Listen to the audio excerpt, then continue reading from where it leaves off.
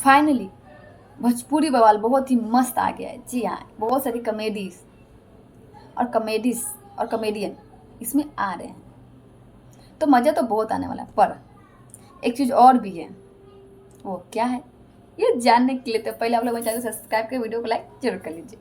तो आइए जानते हैं कि बात क्या है। तो हेलो दोस्तों, मैं उस सबसे मेरे इस वीडियो में, तो आइए जानते बात है क्या।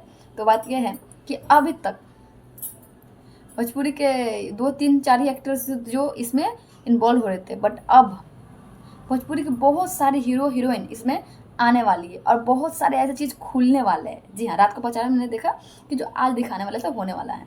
तो अगर आप लोग भोजपुरी बवाल नहीं देखते हो तो मुझे कमेंट करके बताएं, मैं कुछ क्लिप डाल दिया करूँगी, आप लोग पता चले कि समझ में आए कि आखिर मैं बताना क्या चाहती हूँ। ठीक है, तो आइए जानते हैं कि बात है क्या।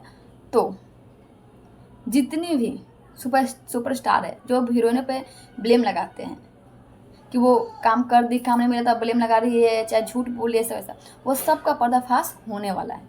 जी हाँ, तभी सारी हीरोइनें आ रही है, सब अपने खुद को बयान रख रही है कि मैंने कंट्रोवर्सी किया, मैंने ये किया। उससे ज़्यादा काजल का बताइए, उसके अलावा बहुत सारी आ रही है और वो सबके सामने आज ये दिखाया जाएगा कि अम्रपाली कैसे निर्भया कंट्रोल करती।